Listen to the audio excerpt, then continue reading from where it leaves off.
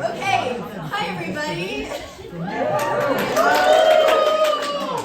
very exciting. I have never had a full room before, so exciting. Thank you all so much for being here. And welcome to the For the Fanzians panel. I'm very excited to be attending BroadwayCon for my 4th year, and I'm even more excited to be doing this panel for my 3rd year. I'm very excited. For those of you who don't know me, my name is Brie Leftwich. I am a playwright, dresser, and massive Wicked fan, and I have a fun panel ahead. And without further ado, I'm going to introduce my fellow Fanzians on my left here. Okay, I have notes. Sorry. Up first, this self-proclaimed Southern Belle has an aptitude not only for theater, but also for baking, surfing, and yodeling. Remounting the national tour post-pandemic, this Glinda describes that experience as an exciting moment in her career. Please welcome the belle of the bubble, Allison Bailey.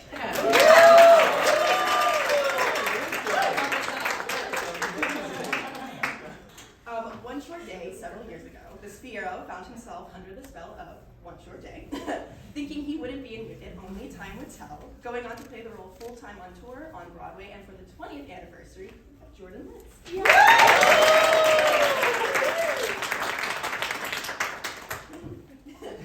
They deserve each other. Wicked and our next panelist, a dedicated Fanzian proving that Broadway actors, they're just like us. From writing a fan mail to making the top 10 in a Wicked singing competition. Period. This is I just added this last night.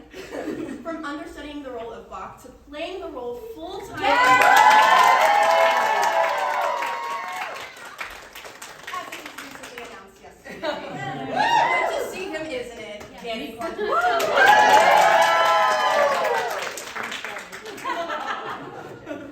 And last but certainly not least, her future is unlimited. But in the role of Elva as her first job out of college, she would go ahead to understudy the role for 3 years. She played her grandmother in Jersey Boys off-Broadway. Guess you can call her a sentimental gal. She originated the role of Vivian in Pretty Women on tour before returning to the role of Elva full-time on the 2nd national tour. It's the one, the only, Olivia Valli.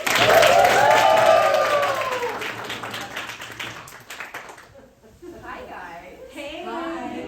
Thank you so much for being a part of the For the Fanzians panel. I'm really excited to talk to you about a show that's near and dear to my heart, and I'm sure everybody in this room's heart, and just because it's really wonderful. So on this panel, we'll be diving into what it's like being a fan of Wicked and then getting to work on the show. And so with that, Wicked is obviously this mega hit theater kid dream, long-running musical.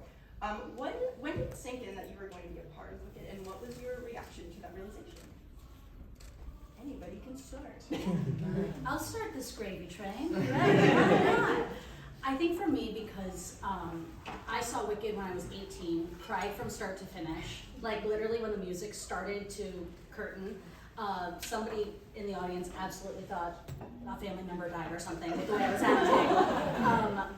Having it be my first job right out of college and going from like a wedding band singer to finally making my dream come true of being in this show, it for me felt really surreal. Like I fell to the floor and just started crying. But I also think it was understanding that I'm now joining a massive legacy and it's a massive responsibility to be an understudy, and it's also just to be in this show is an honor. And so that's when I decided like I can do this professionally first of all, and I was like, all right, love that. And just decided from there on out, just see you later to all the negative voices in my head, and I can do this, and I can do anything if this is gonna be my first show out of school. And that's what kind of propelled it all forward for me to keep going. So yeah. I'll jump in. I joined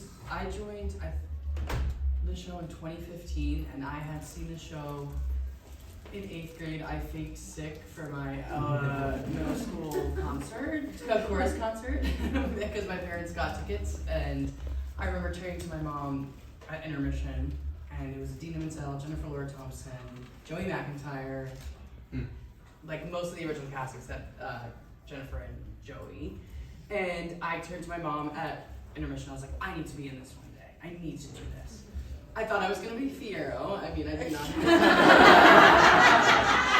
Whatever. Now I'm after Bach. I'm gonna be Glinda. So. But I then went in for the show. I went in for Bach once prior, and then I went in for my ensemble track, and there was like a walk dance call, and I had just finished Peter Pan Live, so I was like, I knew I could maybe do it, but I messed up every single step of the dance call, and I was like, well, didn't book that. And then I went in the next day, sang, and then I got the call. I was taking my dog to go get groomed, and I was in a cab, and my agent at the time called and said, well, they need you in Oz, and I just started sobbing, because I am and was such a big Wicked fan. My screening was Tragically Green 2. I guess Tragically Green 1 was taken. And I wrote Adina and Shoshana fan mail. I am not afraid to say that. I have never told any of them that, so please don't tell them. But getting to join was something I never thought that would happen, and then getting to join with having like one of my greatest friends as Glinda, and another great friend that was Bach when I was there, just having those people to rally around me, because the Gershwin is not a scary place like the vibes, but like you walk in and it's just so massive, and it's like its own thing. It's very clear that Wicked lives here and it will live there forever. You know what I mean? And so like it was a dream come true. Like every day is a dream come true, and now I get to do it all over again in a different way, and I'm super excited. Yeah.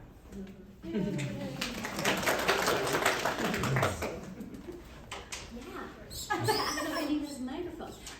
But no, for me, I saw the show when I was 8th grade. 2005. And Jennifer Lora Thompson, the minute she came out of the bubble, I was like, I want to do this one day. And you have big dreams, and you're like, I don't know if this is ever going to happen. And but I was obsessed with the show. Ran around in socks in my living room, singing all the parts. I'm not an alphabet, but I really tried. No, and I even sang Popular for my college showcase, and probably people thought I was nuts. But that's all I wanted to do, and so after a year in New York, that was my very first show out of college that I booked, and I started as the understudy for Glinda with Olivia. Literally. So I was the Fanny track, and so that's before I took over, and so that's kind of how I started my journey. Take it away. I saw Wicked for the first time in San Francisco. I'm from California. I saw it in San Francisco in 2009, and I was not involved in theater at all at that point. I didn't grow up a theater kid. I grew up an athlete. I found theater when I was 26. And I remember 3 things about seeing Wicked that first time. One, being blown away by One Short Day and how beautiful the music was, and the lighting and the costumes and everything. It just floored me. 2, I can't say that actually, that's really catty. Say it. Do it. Here for it. And 3, I remember Fiyero starting Dancing Through Life, and I had this thought, oh, that's something that I will never do. That's not something that I'm ever going to be involved in, because I had no dance training, I had never acted before. So that kind of idea of being on stage and being involved in musical theater immediately just sort of dissipated for me. And then you fast forward 7 years after I failed as an athlete, I sort You of did not fail. I went back to school and I studied vocal performance for about a year, and I had to do a musical as part of the curriculum, and I fell in love with it. I thought it was incredible, and then through a lot of turn of events, I eventually walked in, screwed up the dance call just like you, but they were able to overlook that, and I got cast as the understudy of Fiyero, and then on the national tour with this girl. I was there. Yeah, you were there for my Fiyero debut. Yeah. I have one memory of that debut, and that was right at the top of Dancing Through Life. I remember looking in your eyes, and I could feel that like little lip quiver that you get when they're really nervous. And I was like, she can definitely see this because we're like this close to each other. But that's all I remember about that show. He was fantastic, Yeah. obviously. He's Yeah. fantastic. Yeah. Anyway. What a pro. Thank you all so much. Danny, Yeah. you're my first question. Okay. Individual question, I should say. I, of all people, understand the impact of Wicked's online and social media presence. You have been in several of my favorite Wicked videos on the internet, from the 10th anniversary popular song lip sync video to the thinkpinkbroadway.com vlog and the hashtag Out of Oz series, What Is This Feeling music video. Oh my Personal God. favorite, you should all watch it if you haven't already. And just to restate, you also made the top 10 in the online Wicked singing competition. With Wicked Part 1 coming out this year and last year, and Wicked for Good on the horizon, I would say that we are in this renaissance of Wicked media and content. And with your recent casting announcement, you will also be the first Bach to be fully immersed in the Wicked storyline of it all. What do you look forward to bringing to your character, and what are you most excited from that audiences could take away from it? Oh my god. I don't know, that's such a hard question. Don't think too hard. It's okay. Yeah. It's okay. I don't know. I don't know. Wait, repeat the question. I said a lot. Yeah. I was like, you talked a lot. What do you look forward to bringing to your character, and what are you most excited for audiences to take away? I'm excited. So in my work session when I went back into the show, especially in Act 2, I'm not going to give too much away. I'm excited to bring Bach is not a bad person per se. I think he struggles with maybe telling the truth sometimes, and he got stuck in in a situation that he didn't think he was going to be in for a long time. So like in my work session, we were talking about, especially in that Act 2 scene, which I won't give away, which most of you all know anyway. But I can't tell you anything. What are we talking about? I want to show that he's not necessarily angry at Nessa.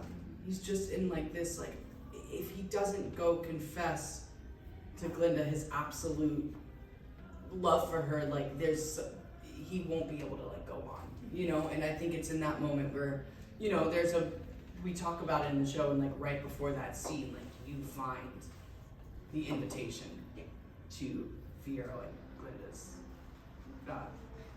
engagement, and it's just kind of like, whoa, my world is rocked, so I kind of want to bring more of that and the humanity to it. I don't know, it's hard too, because it's like, the show's been open for so many years that I want to find my version in the confines of what the team wants to. Does that make sense?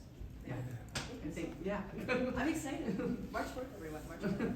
March 4th. Jordan, continuing the conversation with Wicked's online presence. You first saw Wicked in 2009, and one of the things you remember was One Short Day. And I also find that super fitting because you're responsible for the Sway Could Fight stairwell sessions. And one of the first videos to go super viral was One Short Day, hitting 1.7 million views on Instagram, which is a crazy feat. What drew you to that scene in particular, and what do you think it is about One Short Day that people just like love it so much? I think it's singable. So much of the music from Wicked is not singable. Defying Gravity, Wizard and I, No Good, like all of these songs that like we want to sing along to, but just most of us don't have the pipes to carry. I would never want to do what you do. That is.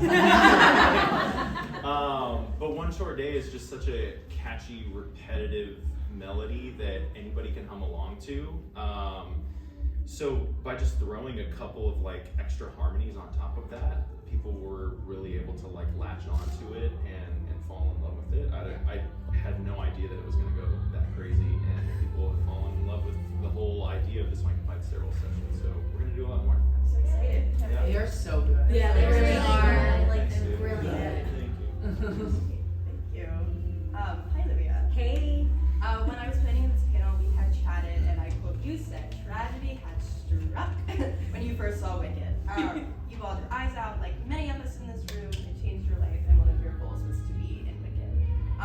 We also had talked about the importance of authenticity and its relationship with success.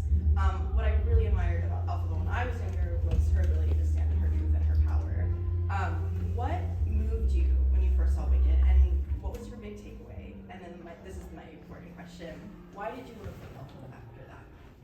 think the theme for everybody here is that when you see Wicked, you feel this call, like, to play the role or to be in the show, and it is something that almost felt destined in a way. Like, two people make me cry, and that's Whitney Houston anytime she sings, and watching Teal Wicks sing No Good Deed, because she was my alphabet.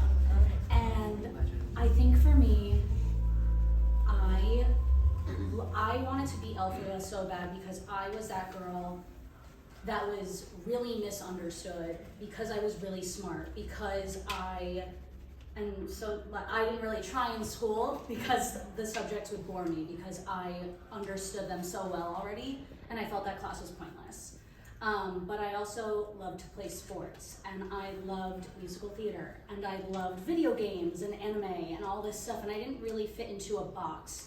And so in high school, I was really made fun of for that, and people really isolated me because of that, and I didn't feel like I belonged anywhere. And while that might not look like fitting in, always looks different for everybody depending on our environment, depending on where we are in the world, but I also didn't fit in vocally anywhere when I was in chorus. And all the girls would make fun of me because I would sing really loud and because I had a really big range, and I didn't really fit in vocally anywhere either. And when you feel like your voice doesn't matter or even fit in or feel welcomed, it is, I could cry. It is one of the worst feelings you could ever experience, and I don't wish that on anybody. So when I saw Wicked, I said, oh, somebody sings like me.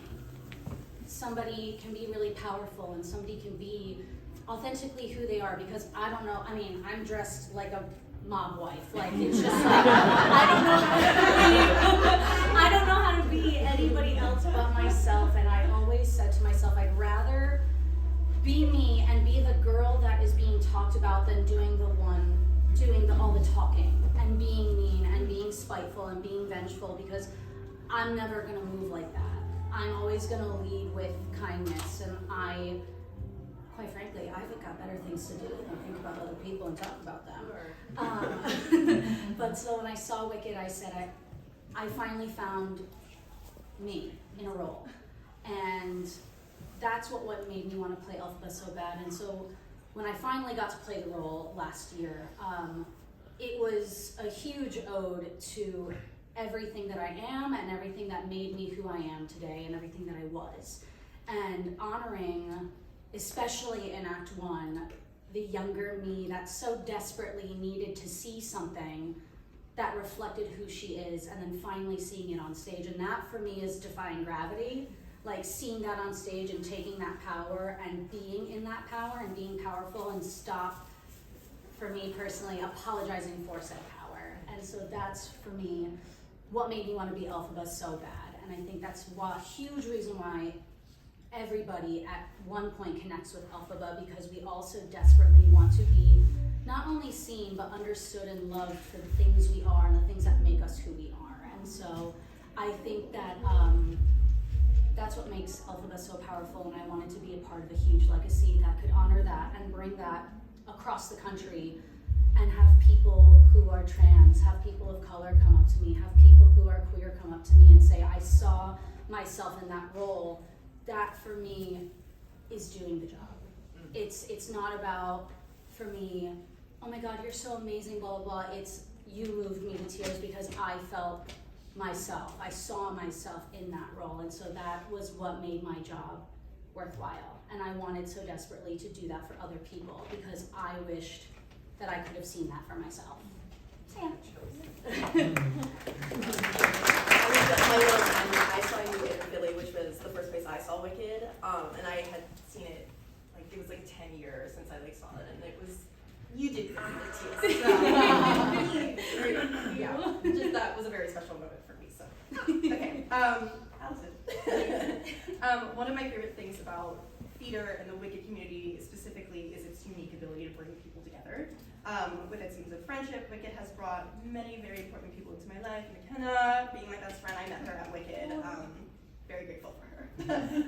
But one of your dear friends is Talia Suskauer, who was your alpha on tour and when you were standing by on Broadway. And I think it's so awesome and so sweet. And I've always found it interesting and cathartic to watch Wicked at like various points in my life and just like reevaluate my friendships a little bit and just like how important they are to me.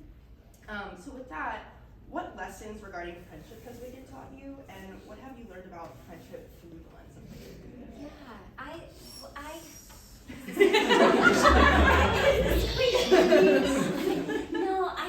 feel so blessed because I started Wicked in 2015 and I was turning 24 in rehearsal, and so I feel like I grew up with the show in so many ways. I grew up as a person. I spent my entire 20s with Wicked. I'm now 33. So the math there.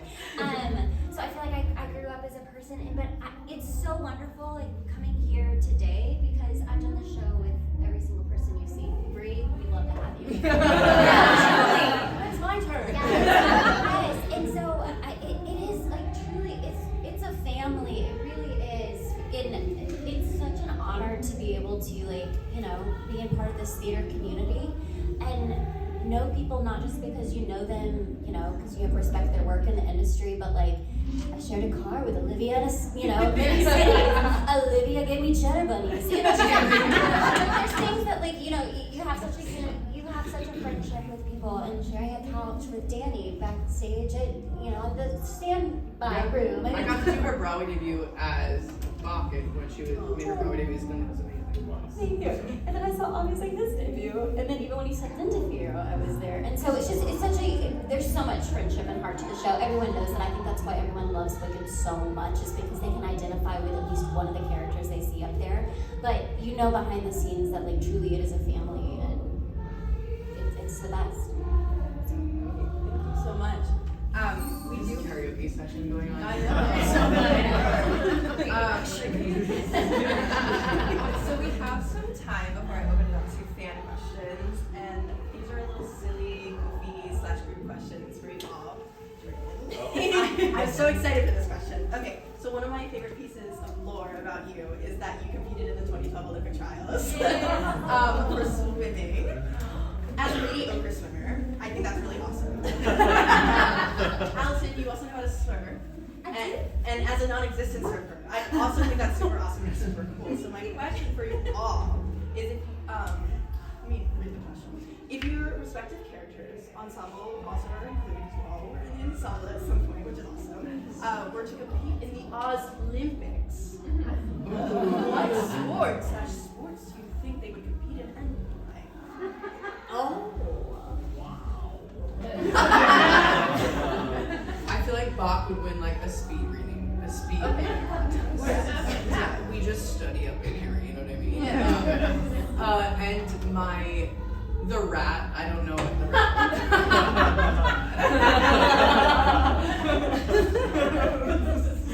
I think Pink Beret would be an ice skater. Totally an ice skater. That's why she's in the back. I'm just hanging out. She's like, I have to rest. Yeah. Okay. She glides around. And then I think, because I'm biased, I think Elphaba would be in archery. Okay. Because I love archery. When I was in a summer camp growing up that did a lot of archery, and so I'm oddly very good at it. And so that's my bias for it. But I also think because she's a protector, but also just somebody who's so resourceful, hunting, gathering, but not animals. She's I'm just gonna protect the animals, but also gather and some berries and She's also got that braid, so a little Katniss moment. Exactly. I'm so happy you I agree. see you. Oh, that's such a good question. Okay, bear with me here on this one. Just go on this journey. Okay. I think Linda actually would play hockey, and I'll tell you why. I know, just go with me here. She's on skates, she's very graceful, but she also has the stick. It's like a wand. Every once in a while, she gets feisty, and you're She throws down. She throws down. Just go with me on that journey. For Fanny, I don't know, maybe tennis, because she has these yellow cute shoes, at least on tour. She's a tennis girl. She's a tennis girl. She's got a cute little bob, and Jordan, let's speak away. Here we go. Oh gosh, I don't know what Fiero would be. He'd probably be a decathlete. Just For those of us who don't know what that means. Myself.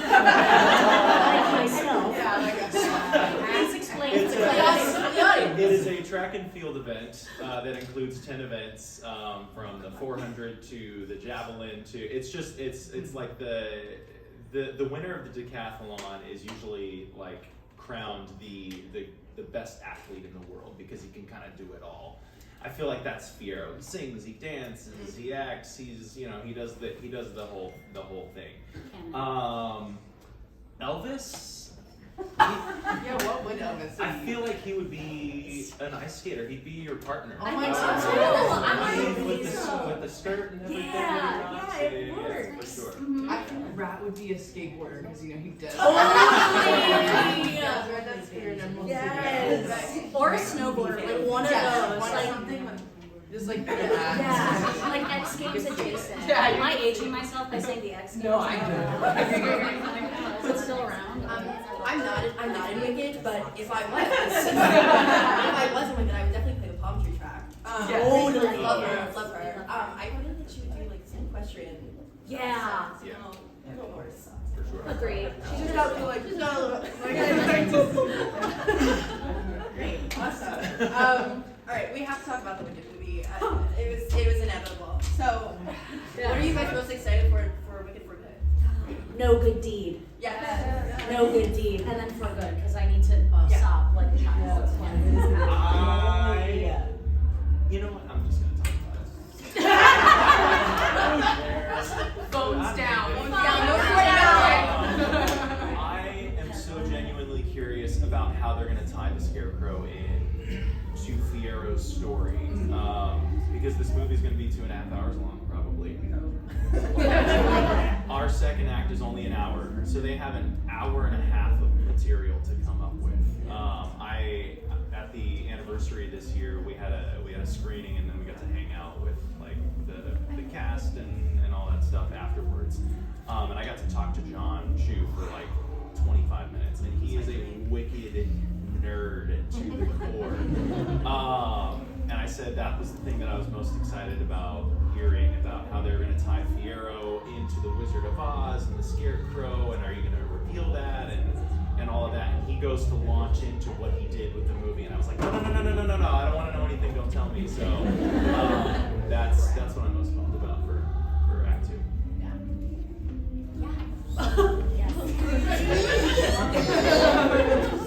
No, I'll say this too. I just have to say how excited I am though for this is crazy and I never really thought about it. It's the new generation that's seeing it for the first time.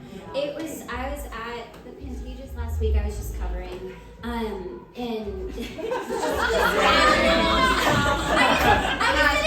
was sitting backstage. I don't ever diminish that. That's very important.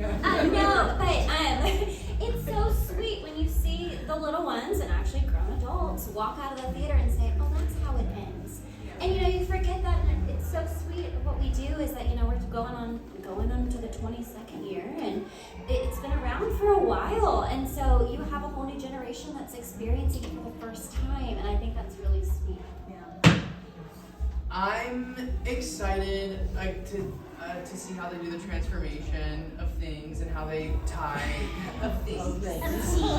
I'm new again, and I gotta be careful. I'm really excited about the new songs because I think and I know that it takes a little bit of a departure from what I've heard from the original film, and I hope that everybody is open to that because that's okay.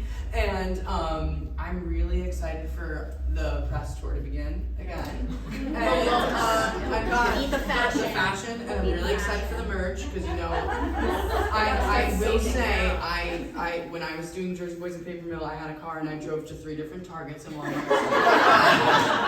Danny also sent me a DM. Being I like, was do I like, take the dolls out? I was like, do I take the doll Do out I of take the the box? dolls Or do out I of the leave box? it? I was like, I don't know, guy. I don't know. Like I said, I am such a wicked nerd. And I do have the ones with the misprint of the naughty website. Period.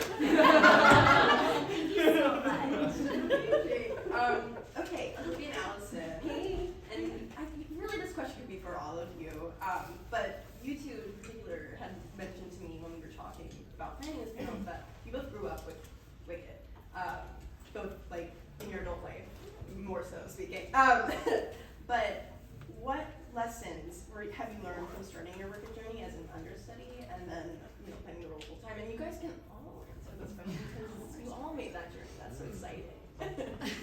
think, So cool. yes, great. That's a great one. I'm like, oh, wow, okay. I think for me, I'm a very impatient person, so patience for sure. And also,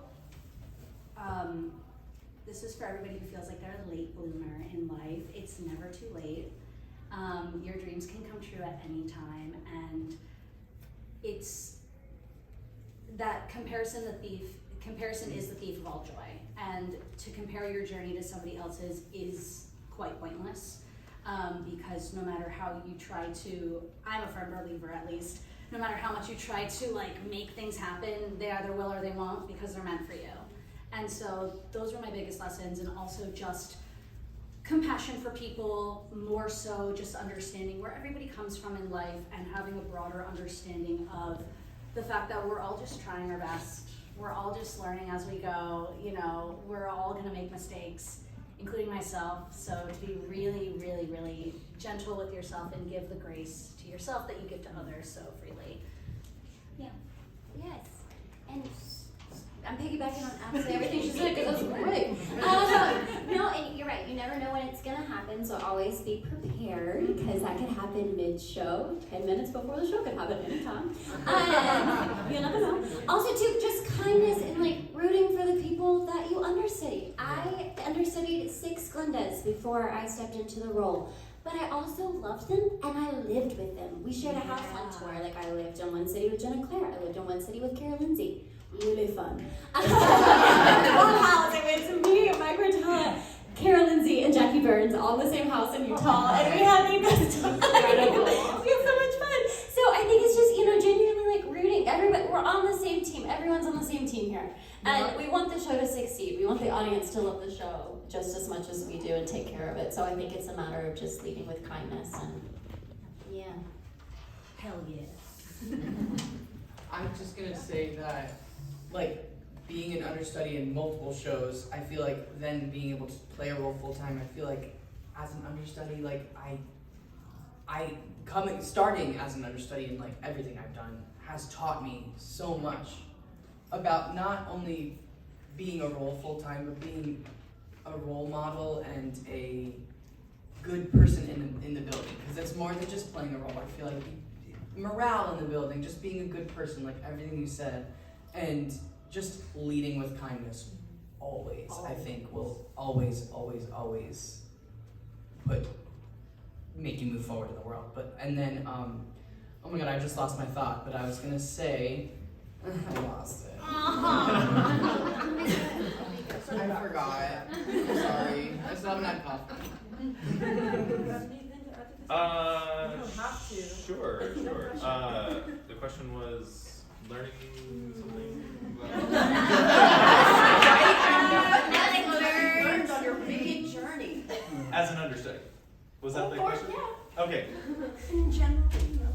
I guess since we're kind of all talking about being understudies, I think having the opportunity to watch Kurt Hansen, who was the Fiero that I took over for, was so eye-opening. I learned so much as an actor. I remember a moment when we were relaunching the tour in Dallas, and Kurt and I were sort of like sharing time. I was rehearsing half the time and he was rehearsing half the time, and he was so cool about it all. But we were sitting in like this round table sort of situation going through the show, and it was the first time that I actually got to see him do his thing up close, and I was blown away by how connected he was as an actor. And I mean, you got to do it with him all the time, and I think he's just such an underrated Fiero. I think he's one of the best to ever do it.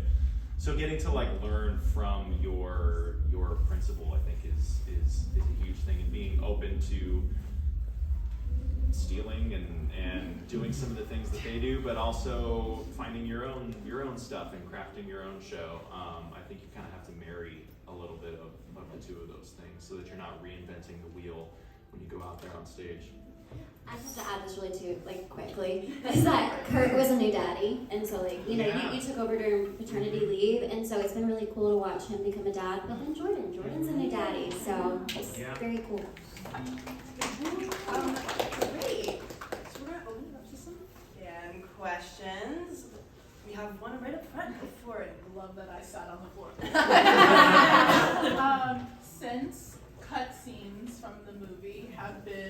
release and we can read stuff that was in the script but got cut. And we see Glinda, Fierro, Nessa, Bach, they're all together and they get to have these fun college experiences. What are some of these shenanigans your characters would get up to in cut scenes where we get to see them be college students? You go first. I feel like there's a version of Fierro teaching Bach to be popular. 100%. Or like learning how to lift weights, or like taking the proper amount of creatine. Absolutely. That's all I got.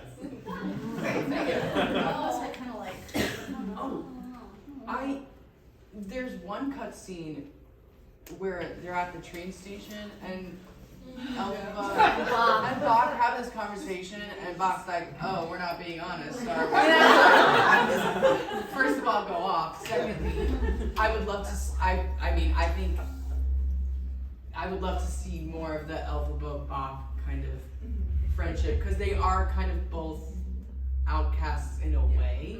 Where in the book and in the movie we may have saw it more, but in the book we definitely see a little bit more of their friendship. Where I think in my version of Shiz, maybe there would be a little bit more friendship with Elphaba. Also to get close to Glinda, you know what I mean? I was gagged when I read that scene. I was It like, was so good. I was like, oh. I know he didn't just say that. I know, he was very sassy. I was like, Yeah. he was like, I'm sorry, I thought we were being honest. Yeah, like, okay. I agree. I think like they, like Bach and Elphaba would be like low-key besties and just like kind of reading each other all the time, but just like so lovingly and like there for each other. And I think Bach in a way would bring like Elphaba, would help Elphaba, sorry, words are hard apparently after 2 cups of coffee. Bach would bring Elphaba out of her shell in a way of like allowing herself to like let her humor, because she is pretty funny even though she doesn't mean to be, like just let that humor be more intentional and kind of like lay on the jokes a little more. That's just my thing. I totally agree. Yeah, hard agree. I love Linda and Fanny and Shin Shin. Like, I would love to see more Fanny and Shin Shin. They're fun. They're just so fun. I'm gonna add this as my lore. So the pump track. My friend Isaiah and I, during the pandemic, like would make all these videos with the pump track, and I don't know if it was the track you played. I think it was the ribbon twirler. Whatever track that is. Oh, yes. Oh, the ribbon. The It's called ribbon. ribbon track. Oh, we called him Kilt. That's what my friend. We're very creative. His name was Yeah. we had and he had that they were besties and they got into all types of shenanigans. And that's just, that's my story, contribution to the Wicked. I love that. Thank you. My Wicked lore, just with my ensemble track very quickly, I wore a blonde wig in Act 2 and I called it Galindo. And when Kara was at the show and I was at the show during, thank goodness she would look at me and I would be like the jealous brother. I'm like, I'm her twin brother, but I didn't get any of the magical powers or anything. So I just stuck with my stupid telescope being like, that's my Wicked lore, and I wish they would show that in the movie. Any more questions? We have some right over here. I've seen the show 50 times. I Word. think I've seen all y'all. And I've seen a few mishaps. So, like the green bottle wasn't on the pillow and stuff like that. So, how do you handle mishaps? And have you ever seen a no-fly show? I mean, has it happened on your runs? But how do you handle mishaps? Do you like them, or you're like, oh my god, what am I doing? Explain. So last night I actually had a dream, because we're about to do this panel actually, that I had a no-fly show. I swear to God. And it was like, instead of running to the back of the stage, I was running to the front of house to do a shoe change to make it to the other side of the audience to then come from the side and do the lift and like zipline it literally at the top. But I missed it and they were like, why? And I was like, have you seen the mechanics of this? So I have had one no-fly show and it was because the computer, there's a lot of procedures technically that happen to make sure that an elphaba can fly, and they have to go through a lot of the checkpoints, and when a checkpoint doesn't clear, it does not fly. So the wire had short-circuited right before I flew, and so I'm about to go up on its knee, and it stops. And literally, I see my music director, and he's like, no! And I was like trying so hard to like get it off, but I'm a strong girl, but like I'm gonna tell you that there's the certain like little escape route thing. It's so heavy. It's so hard to get yourself out of it. And so we had our crew person like come sneak behind, and it's like pitch black and behind, and you can't see him. And he lets me out. And he's like, go, go, go. And I was like, okay. I had never rehearsed. It's called Plan B, literally. And Plan B is implied. In the ensemble as elphaba, it's, oh yeah, you know it. No, I don't. I certainly don't. It was 5 years since I had done the role again, and they were like, yeah, you know it. I was like 3 weeks into the contract, and I'm like crying in my head. And all I know is I was like, okay, I don't know any of what I'm supposed to do right now. Follow the spotlight. And so I just like follow the spotlight back and forth. They were like, it's perfect! And I was like, was it? I don't know. Everyone looks like bugs on the floor right now.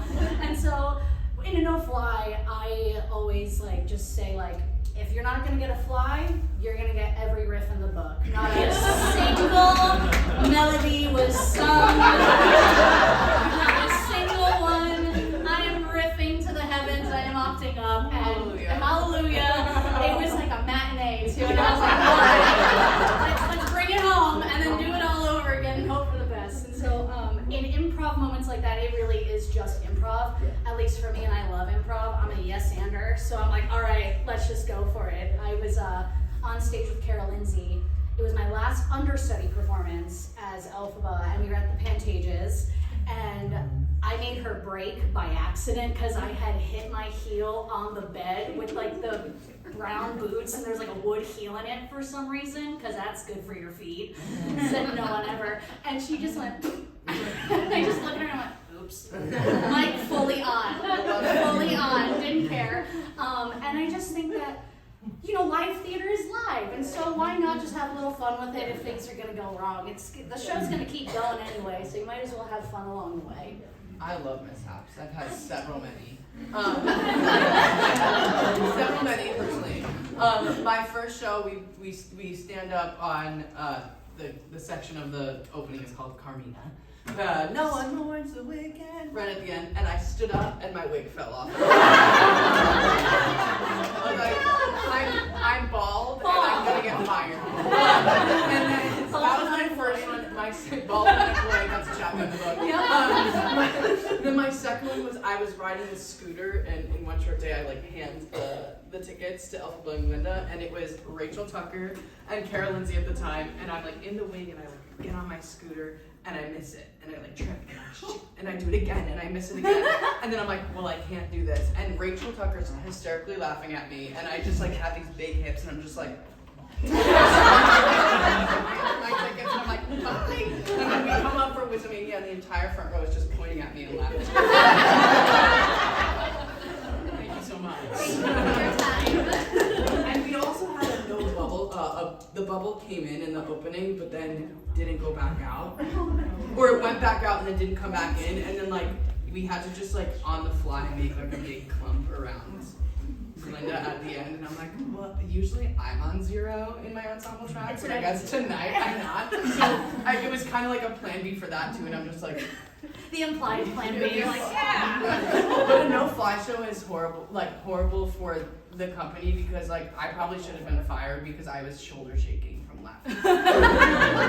EO, original palm tree, she's like, oh honey, you're gonna be fine. And then she's like this. I'm dying. I'm like, I'm gonna get fired. As someone who saw a no-fly show on Wicked Day, I might add, the first Wicked Day post-pandemic. Oh my god. Like, cursed. Pooped and gagged. I was like, oh my god. I was freaking out. But it was so funny because everyone was just like, get her. Yeah. She's right. I was like, she's right there. It's really good.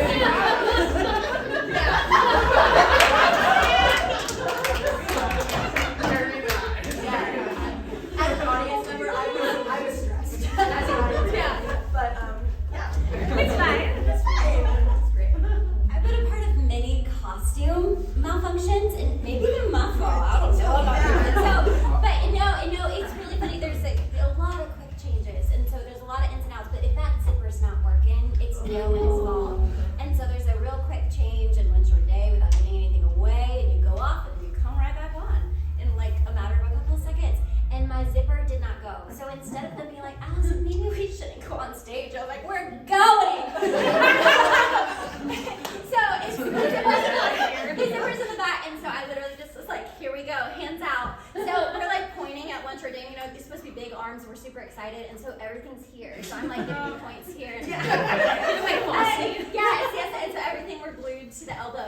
and so there's a lot of turns. We don't turn. So, anyways, long story short, I definitely have done one short day as just very close to the best. As a dresser who has messed up zipper changes, Yes. my nightmare. So bad. Zippers Zippers are are scary. I messed one up on Moulin Rouge. Oh no. I had 10 seconds to get this girl into a costume with a zipper, and the zipper went. Oh, Good. Yes. Excellent. She was like, "Am I good?" I said, "No." No. No, you were not. I don't know what to do in this Good situation. luck. I'm panicking. And we're baby clothes, but they don't have a lot of clothes on that show. Yeah. Oh. You got like 3 pairs of tights on and that's it. Yeah. Underneath. Miami. Yes, correct. Do you have anything? Oh, I mean, yes. I feel like I've seen everything happen in this show. I've had no bubble shows, I've had no fly shows, I've had the bubble get stuck at the end and we've had to bow around her. I've fallen down the stairs coming in for train scenes. I also fear for that. Yeah, As someone who sits in the road, That was a tough one. your house. I've had the rope not come in for the rope swing, so I've had to run on with the gun instead of swinging in Act 2. That's awkward. Yes! And no one on stage knew that the rope wasn't and down, no one's so helping no you. one knew. So we were all dying. But the one that I remember the most, I don't know if you know this, my Fiero debut, before the big long note in the middle of Dancing Through Life, I'm climbing the statue, and my pants ripped. Crotch to knee. And a little secret about Fiero, he's in a dance belt in that, and that's it. So we did the rest of the number closed leg. On my first time going on as Fiero. So I feel like I've seen it all. Great. I think we have time for one more quick answer question. If it's a quick answer, I'm going to do what? We do 2 because she's gonna Okay, good. Yeah, 2. Well, quick, go. This is more for Daniel. In the wake of the movie, how do you feel about all the recent Bach memes? Thank you for the content. Yeah, me and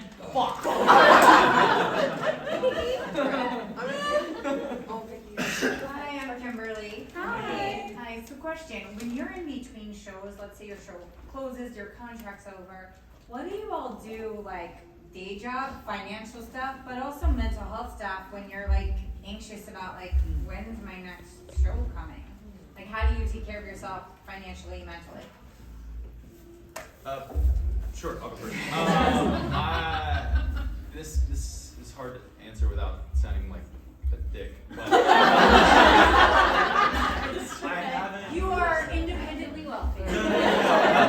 No, not at all.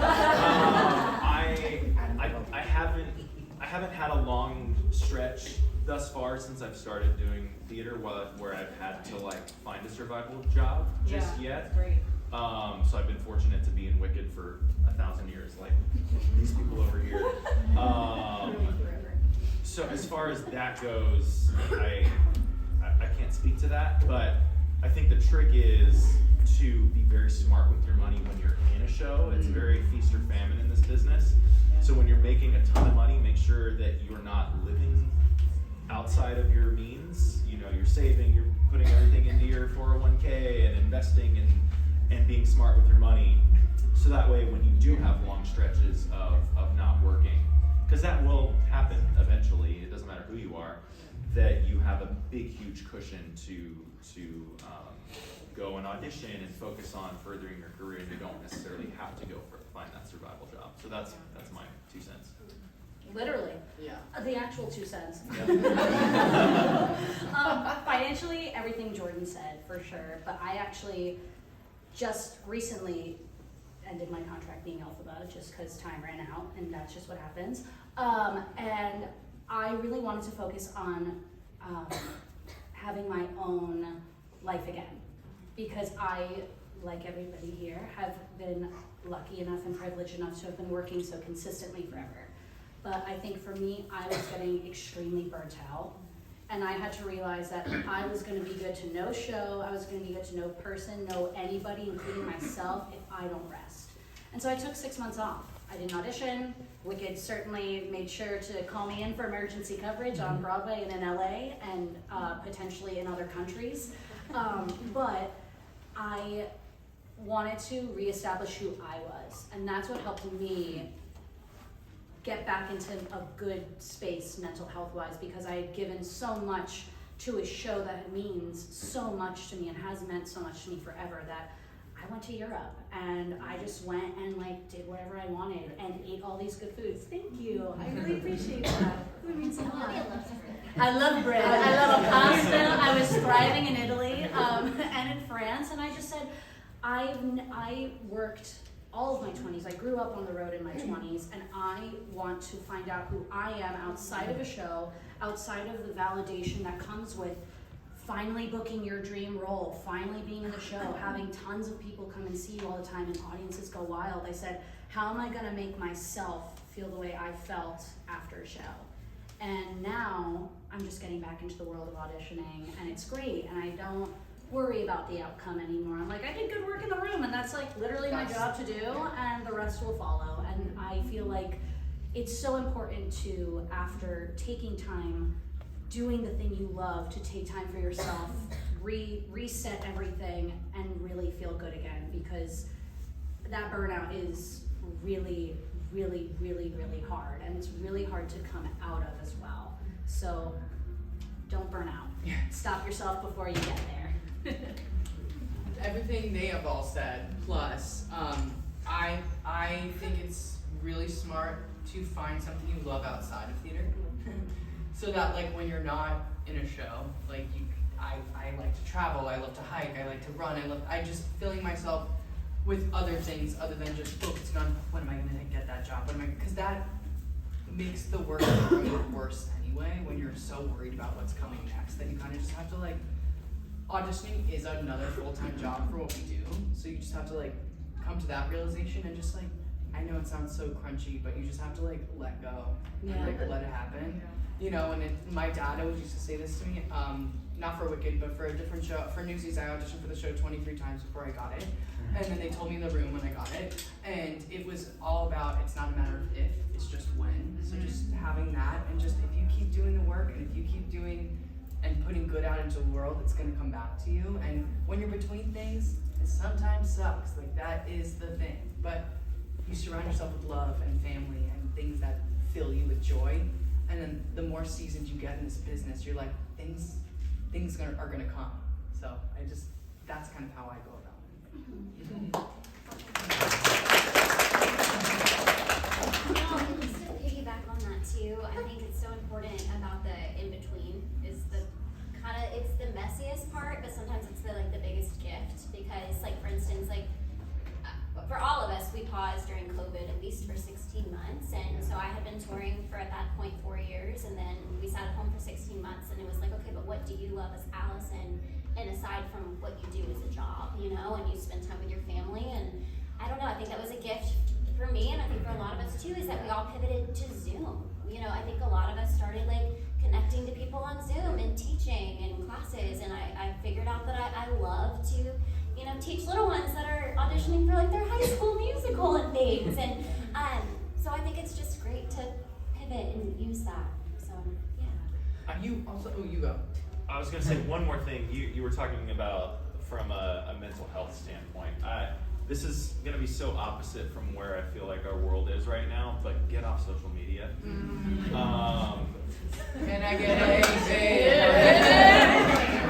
you know, connect with the people around you, invest in your friendships, invest in your family, and I feel like that will fulfill you so much more than, you know, doom scrolling for hours and hours and not gaining anything from it. 100%. Yep. And enjoy the downtime, because then you're not going to have any, because you get 1 day off a week when you're doing the show. So it's like, learn to enjoy the uncertainty of it all in a way. And just be like, well, I don't have a show right now, but I can be home on my couch watching Drag Race at the time it actually goes on, instead of waiting until the next day for it to be streaming. You know what I mean? So just embrace it. I also want to add something to that. Give yourself grace. Like you have to give yourself grace, especially in this industry. It's so hard. The schedule's hard. It's a hard industry. So like, if you're having a day where you're like, I don't want to do anything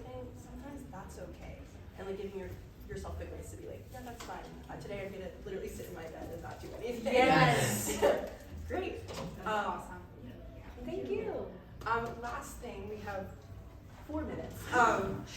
In one word, how would you describe your experience with Wicked?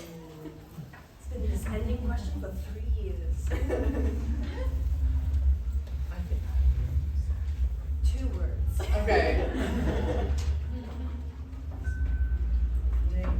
Do I go first? Does anyone have a word already? Miraculous. Just been miraculous. Dream come true. Yeah. For sure.